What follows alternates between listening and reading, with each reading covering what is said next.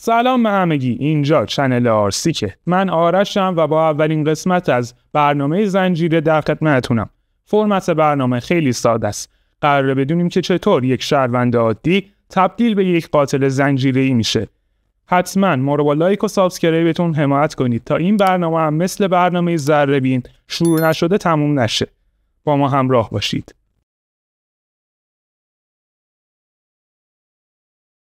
4 ماهه که شهر فقط با اخبار دردناک از خواب بیدار میشه. این 8مین قتلیه که در چند وقت اخیر گزارش شده. قاتل هیچ وقت یه دونه نمی‌کشت. هر دفعه 2 جسد در یک روز پیدا میشد. ویژگی مشترک تمام این اجساد این بودش که هیچ کدوم شباهتی به زمان حیاتشون نداشتن.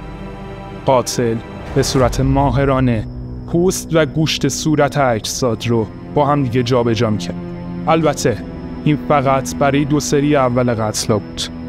بعدها قاتل حتی به مردومک چشم و پوست سر هم رضایت نداده بود و حتی پاها رو جابجا می‌کرد.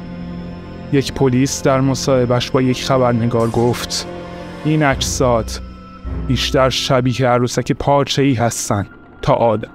از همون موقع مردم به این قاتل لقب عروسک ساز رو دادن.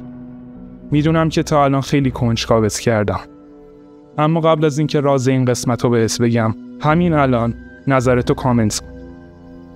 و اما میرسیم به داستان امیلی. اون از بچگی توسط خانواده و همکلاسیاش به خاطر زشت بودن مسخره میشد. همیشه توی آینه نگاه میکرد و با خودش میگفت مگه من چی کار کردم که هیچ کس منو نباید دوست داشته باشه. اون دختر قوی بود، با ظاهرش کنار اومد و میخواست هیچ کس دیگه به خاطر زشت بودن تحقیر نشه.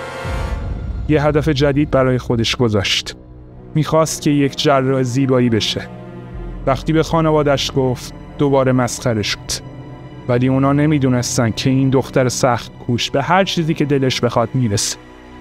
اون موفق شد، یک جراح ماهر شد، اما هنوز تو جامعه به عنوان یک آدم زشت بهش نگاه میکرد. این نگاه ها هر روز اونو خوردتر میکرد. کم کم به این نتیجه رسیده بود که صورت زیبای آدم ها فقط ذات کثیف اونها رو پنهون میکنه.